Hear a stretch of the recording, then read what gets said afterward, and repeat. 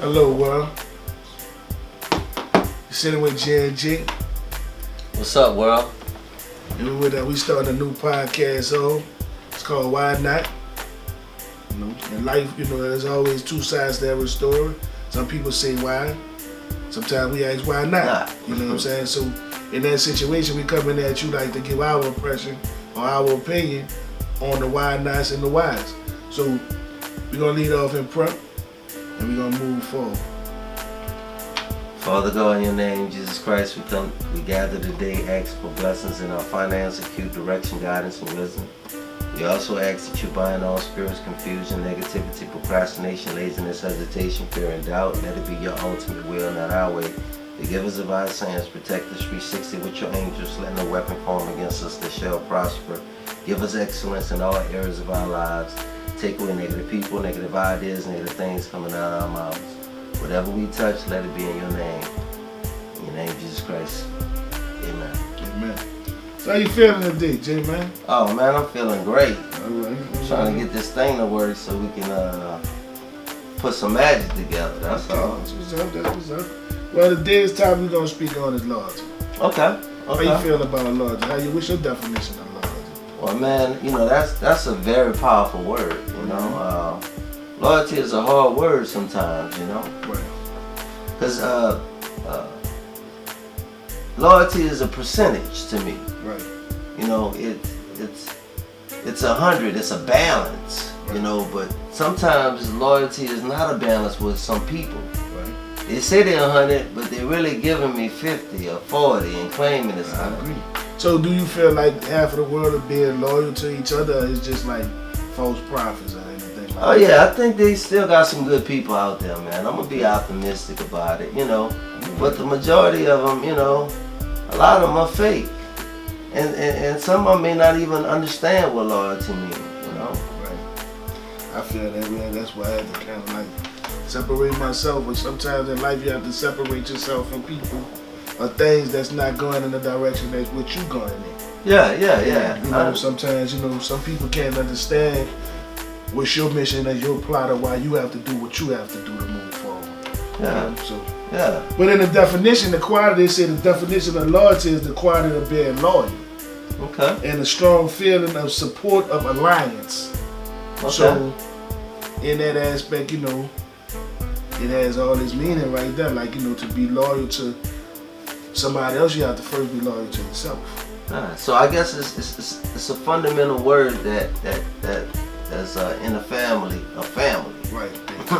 Basically. Okay. Basically. So what we talking about, man? They said today about pro-life. What you think? How you feeling about the pro-life? Oh man, like I said before. Alabama, man. Oh well, like I said before, man. Them old white guys, man. They want to have all the power, man. Hey, I'm sorry, I gotta get explicit. Those guys don't have, private areas of a woman, So they want to dictate all the rules. Why should that even be a law? You know what I'm saying? That's what I'm saying. Based upon the individual, I think, personally. Period. No situation is the same.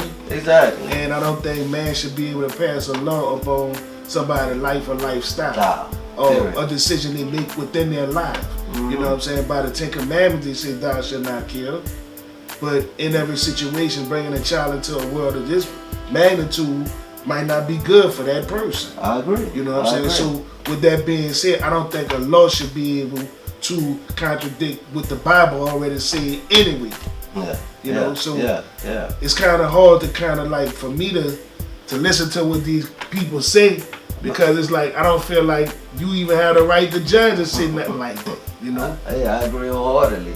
But at the end of the day, it's like, hey, I want to be in the word, but do I want to do what the word says?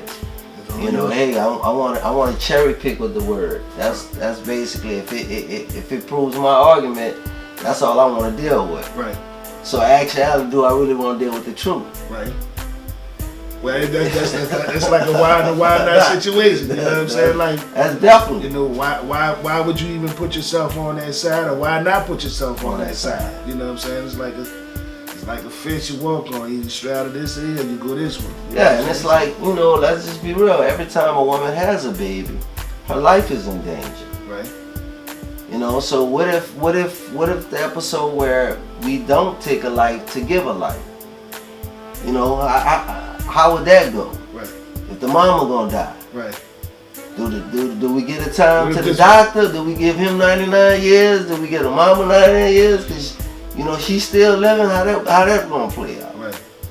And what if a woman was raped? Period. You know what I'm saying? If she raped, she entitled to have abortion, or shouldn't she be entitled to have an abortion based upon the situation? You know what I'm saying? Like, who want to bring a child that they're gonna have remembrance of a tragic situation for the rest of their life? Exactly. You know. I read I guess a meme. It was very funny. It was like, hey, those white guys, you know, they want to have abortion, right? But what if their daughters got pregnant by a black guy? Right. Would they want? Would they want them to have abortion? Yeah. Would they want to be pro-life then? Yeah. Would they want to be pro-life then? Right. Who's the parent now? You know what I'm saying? Yeah. So, but I just, like you said, the bottom line, I just think, you know, out of everything, that nobody should be over a woman's life, what she want to do with her body. That's her body. I think that should be That's just my stance. You know? I agree. I feel like every decision, a decision should be based upon that individual. And nobody's situation is the same. Yeah, this is supposed to be America, but I understand. It's supposed to be. Well, but it don't seem that way. You know what I'm saying? It's like, you know, how could you put a law on my life if I have the Fifth Amendment, the right to say and do what I want to do? But period. I mean, you putting stipulations on that too. So you know, so how you feel about this situation? What's going on with Steve Harvey, man? Oh man, you know, hey bro, hey, what goes up must come down. That's, I mean, hey, you know, hey, Steve, you know, hey, Steve really can touch people, and I think Steve just got super cocky, you know. And I just feel, hey, he got a lot of karma, you know. He wants to dictate, you know, what people are doing wrong in their lives and never look in the mirror at himself, you know. Yeah, what women want, and, you know, and all these different little topics, and how he feel like he could give men code away to the women, and he's sitting on his panel, and he can make mistakes in Miss America. All what goes around comes around. Oh, I agree wholeheartedly. And it kind of like everything he done in his life and in his past, because I was just recently told he backstabbed another comedian, so, you know, like he just treated this man so bad, this man passed away. We're not going to say no names, but, you know, he did the brother so bad that in time, it comes back on you. Yeah, you know what I'm saying? Like, God said, I ain't watching no at that night. Exactly. And then, like, you know, like you said before, man, we discussed off camera that, you know, when people have power and money and fame, it just makes you can see them transparently to see what they really are. Right. So if you like women, you'll get 40 of them. If you like cars, you'll get 30 of them. Whatever you like, that's what, because you have access to it now. There's nobody that's gonna tell you no. Right. So, you know, it just seems like with me, man, he just want to tell everybody else what they're doing wrong and come up with solutions, but where's the solution for him? I mean, he's losing money. You know, I heard him say, you know, to Monique, hey, you know, it's about the money. Right. Well, you know what? Hey, the money gods don't like you right now. Right. Money gods don't like you right now. And it's crazy because it's like, you know, it goes to show you like the rise and fall. Yeah. You know what I'm saying? In life, there's always, sometimes there's going to be a rise and a fall. You're not going to sit at the top forever.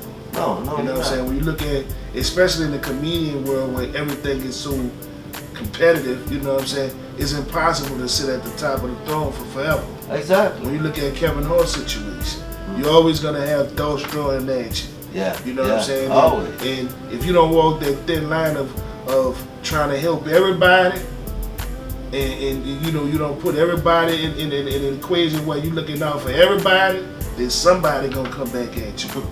Now you losing Family Feud. You done lost your talk show, the Steve Harvey show. You know what I'm saying? And it's like, what's next? Your family, you know, integrity. You was like somebody else, we was talking on camera, and a family member, my cousin told me, he said, man, this man said he get dressed every morning to impress women. Oh, I can see that. Yeah, I can see that. When I seen them pictures at him at the Kentucky Derby. Yeah. Oh yeah, I can see that. But you're a married man. Oh, So why you worried about impressing women? because maybe like you say, he trying to sell the brand. Hey, this Steve Harvey. Hey, at the end of the day, you want to go where the money at. The money ain't in the fellas, it's in the women. Well, we love you, brother, but in the same token, you can't turn your back on your people. Well, you can't, man. You know what I'm saying? Because like at the end of the sermon, it says, God sit high and watch low. Yeah. And what you do in the dark gonna come in light. You know Exactly. what I'm saying? In time. Exactly. Man, you chilling right now with J&G. With some of our topics Sure. we gonna touch on with. We chilling inside of Why Not. If you have any comments or anything you want to touch upon, or you want us to touch upon, hit us up at www.whynot9504@gmail.com, and we can address any question that you might have. When we come back, we have a special guest for y'all. We have a military vet. You know what I'm saying? He's been through a lot of wars, and we want to take and pick his mind and see how he feel about loyalty. Peace. Peace. How y'all doing? Welcome to Off the Hook Barbershop. How y'all doing? Yeah, y'all need a cut. You need a cut, man. Come sit down in my chair, man. I got you. Who next? You need a cut? No? Alright, that's cool. Need a cut, man. Come on, I got you, man. My chair been open all day, right here. Let's go, man. Welcome to the barbershop, off the hook, that is. You need a cut, 25 for the men and 20 for the kids. I just hopped out the chair, man, I'm feeling fresh as is. Just we take walk-ins, appointments, located 1112 Franklin Ave. Open 8 to 7, Tuesday through Saturday. Off the hook, we do the freshest cuts in the freshest phase. We've been open since 97, back in the days. Ladies, get your eyebrows done, fellas, get a shave. It's a family environment, so it's always safe. Holla at Scoop, he gon' get you straight. He been cutting since 5th grade, so you know he nice with the clippers and the blade. A fresh cut ain't the only thing you gain. More knowledge, what you'll attain. We got real characters in conversation. A haircut from us, I had you feeling motivated. Respectful, professional is all we displaying. We got the God barbers, do you hear what I'm saying? Listen to these words, I ain't playing. I just got a fresh cut, now I'm feeling off the hook. One call, 504-940-0002. That was all it took. Hey, we off the hook. We off the hook. Off the hook barbershop, hey.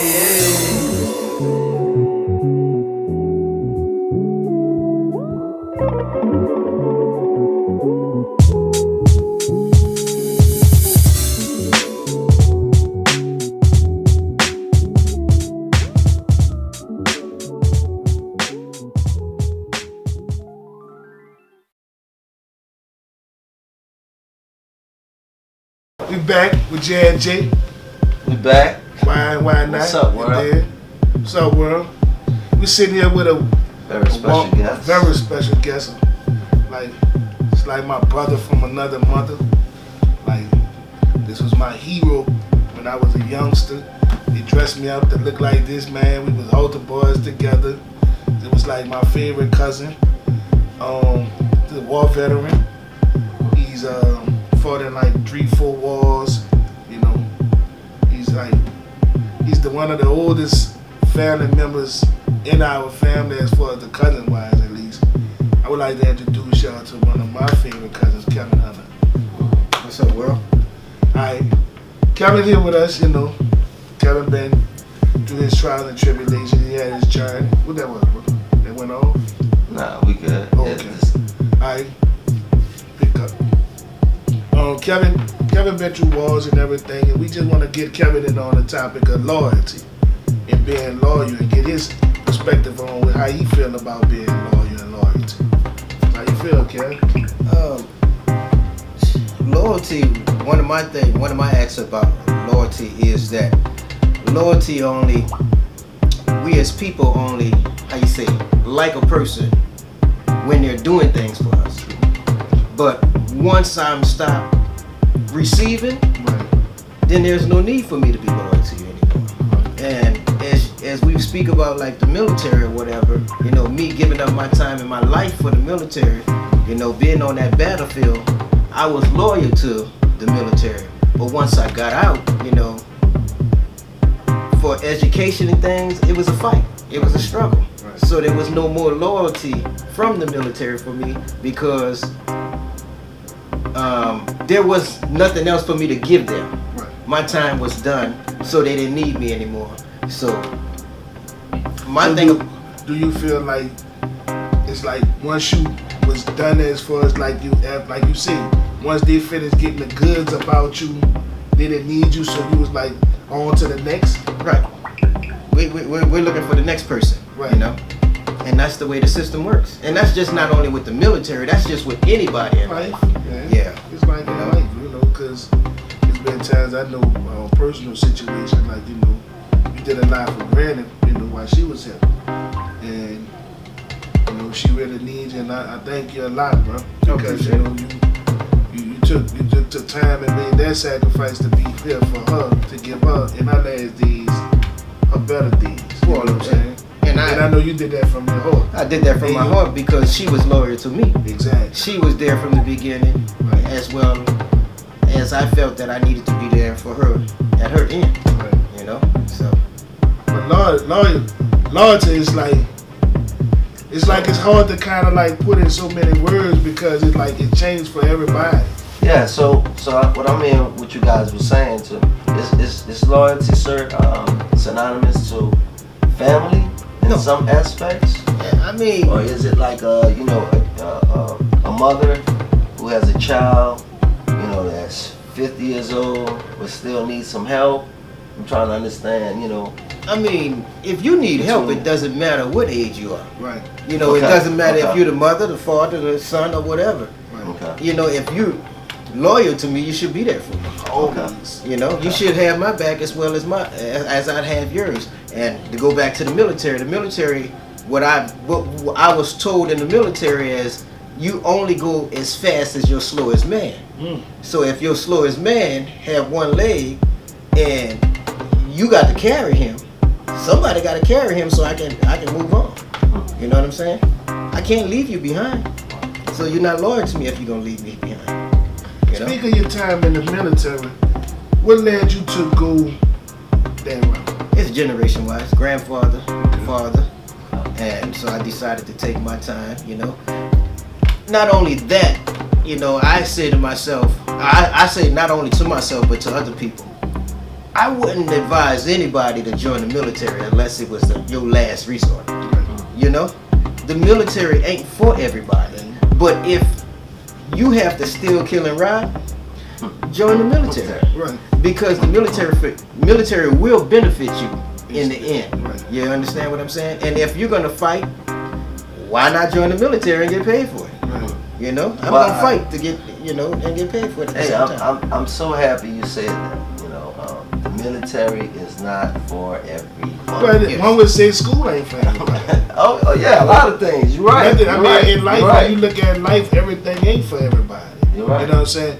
Like, when you speak of that, would you say, did you feel better that you made the decision to go into the military, or did you feel like if you had it to do over, you would change it? No, I don't. How you say? In life, I never regret anything that I've done.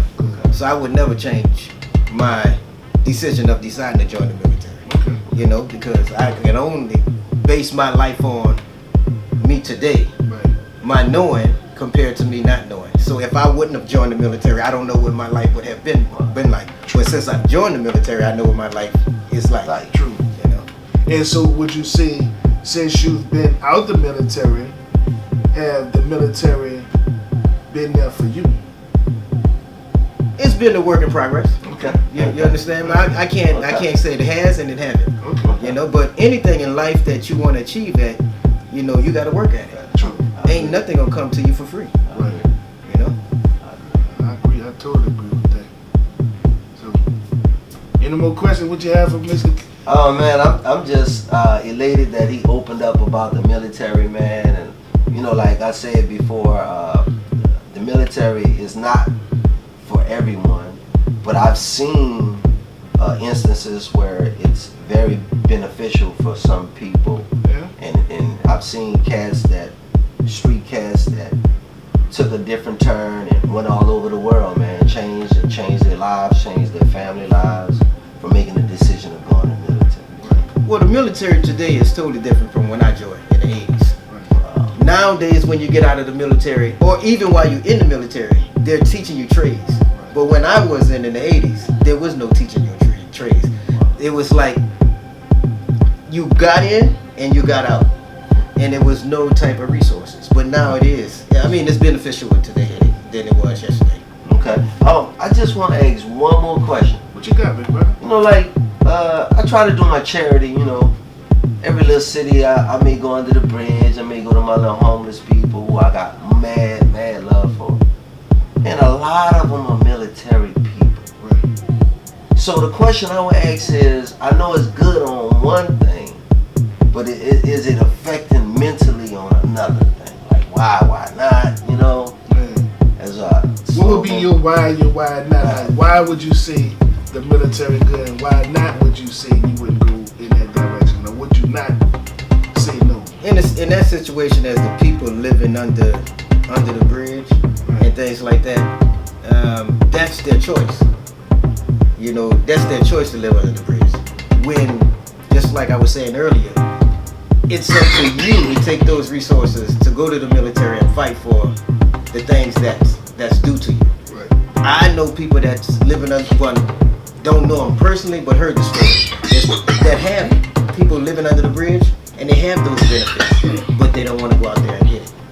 Yeah. Some people, after coming back from combat, that is their life, to just live that life of just living off the land. So is it a choice like Kanye? That's their Like, choice. is it a choice like Kanye when he says slavery was a choice? Or is it a choice where I done seen too much, I can't deal with it? I done seen bodies that I can't really talk to people about. I got PTSD going on and I can't function. I just, you know, hey, some of them say, hey, I done killed some babies, I done killed some people, and I can't live with that personally. It's their choice by not going and get those resources and getting that help. Right. Because if you have seen a whole bunch of killing in your life and you don't want to talk about it, it's gonna always be inside you. So it's your choice to keep all of that anger and all those killings inside you, instead of you sitting out and going and talk to somebody. Yeah. And sometimes military people, when they go talk to regular civilians or doctors or whatever, they don't understand the military people's stories. I can tell you till I'm blue in the face what I went through in the military, but you can't give me nothing, because unless you've been through it, you'll never understand it. Yeah. You know, just like I say, when my first day in combat, the only way I can explain it was, being in combat is like playing a combat on PS2 or PS3 or Nintendo or whatever. It's like you have that out-of-body experience. When I was the first day on battlefield, I didn't see the gun in front of me. I see myself in front of myself. So you live in that out-of-body experience, and some people are not good with explaining that. But that was my only way of being able to explain it, because I watched myself in combat run up and shoot and duck and hide. To survive. But a lot of people don't understand that. It's a hard situation to actually see yourself running up inside, shooting at somebody. You know, it's one of those things that a lot of military people don't like talking about. So the question I wanted to ask also, like, so knowing the percentage of people that, you know, have some PTSD or not living or have used their choices wisely, would you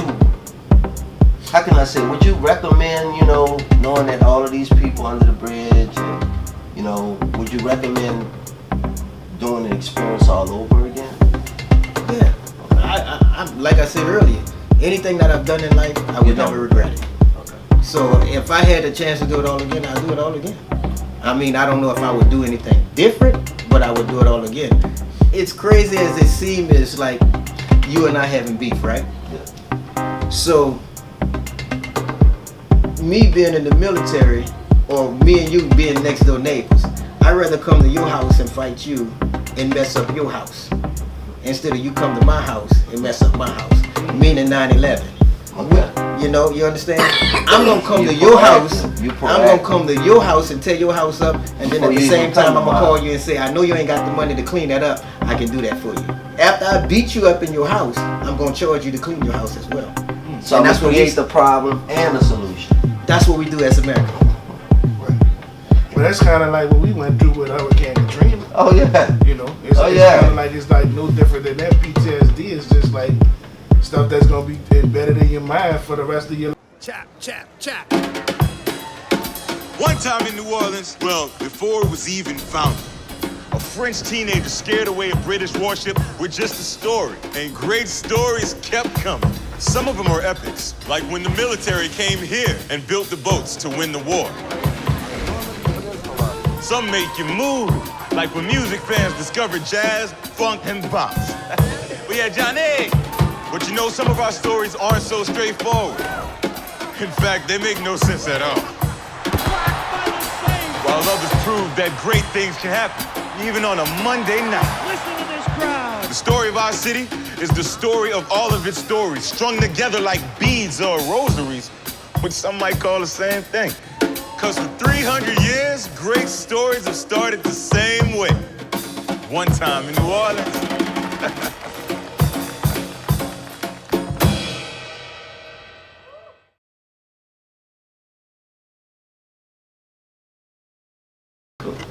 Pig lip potato chips. Pig lip and potato chips. Pig lip and potato. What is our next segment? Pig lip and potato chips.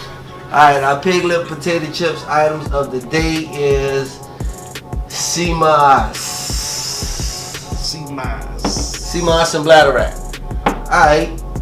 Sea moss and bladderwrack is a mineral that you can take every day that's going to produce great cells for your body. You're going to use the restroom. You're going to feel good, and it's going to kill those free radicals that's running around causing little diseases. Alright? It's going to give you energy. It's going to make you see life in a different perspective, right? So we call this segment Pig Lip and Potato Chips because it's obviously opposite of what really the segment is about. Right. But pig lip potato chips is basically our culture. This is the stuff that we used to eat. And when you know better, you do better. Right. Especially, those chips, man, with the little hair on the pig. We used to put them in there, shake them up. Yeah, You know what I mean? outside. Oh man, all that, just eat them, man. And then we go outside in the humidity 120 and play football. Right. So it's all about our culture. But I wanted to put you guys on alkaline minerals. So sea moss and bladderweight, hit us up at the website if you need some. We have it. We can take care of you. Treat you nice. For a low price. Yeah, for a little price. So we like to thank everybody for viewing with us today with J&J. J&J. This has been Why Not. Why not? You know what I'm saying? And once again, if you want to catch up and drop any comments on any topic that we talk about, if you want to book DJ Catfish for any shows or any performances or anything, and you're looking to buy some house beats, Exactly. you can hit us up and we can get in contact with them at www.9504@gmail.com. Get at us. Get at us, man. We can, we would like to hear what you got to say, Mm-hmm. This ain't just for us. No. It's for us. Yeah. It's for all of us. But like you said, man, to end the segment, some people say what? Why? Some people say, why not? Peace. Peace.